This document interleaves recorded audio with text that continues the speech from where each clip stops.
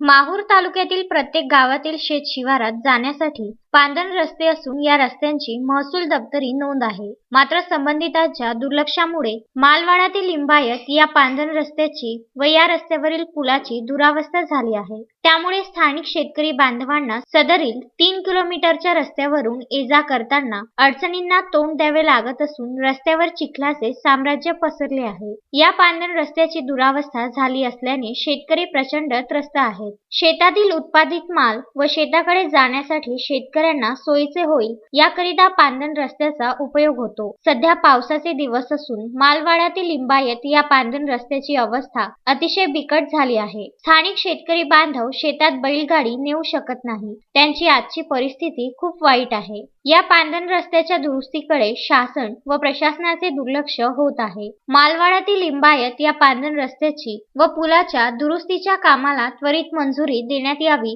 या मागणीचे निवेदन प्रदेश युवक काँग्रेस वैद्यकीय सहायता विभाग महाराष्ट्र राज्याचे राज्य समन्वयक डॉक्टर निरंजन केशवे यांनी सार्वजनिक बांधकाम मंत्री तथा पालकमंत्री अशोक चव्हाण यांना दिले आहे. आज आमचे नेते महाराष्ट्राचे माजी मुख्यमंत्री तथा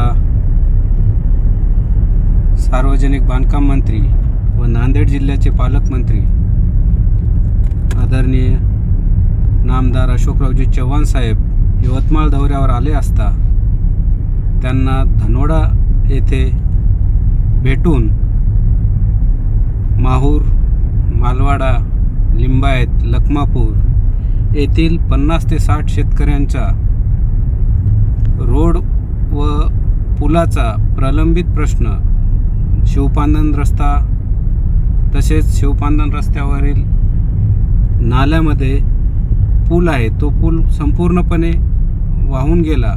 शेतकऱ्यांना त्यांच्या शेतामध्ये जाण्याकरता गाडी बैलसुद्धा जात नाही किंवा शेतामधील शेतमाल आणण्याकरता गाडी बैल वाहतूकसुद्धा करता येत नाही.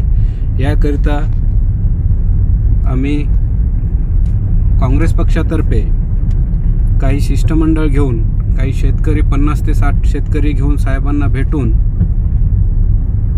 या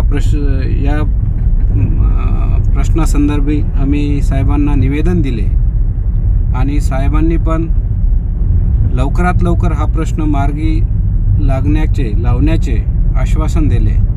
त्याबद्दल आम्ही साहेबांचे आभार मानतो. धन्यवाद. संजय घोगरेसह अनवर खिच्ची, विदर्भ न्यूज, माहूर.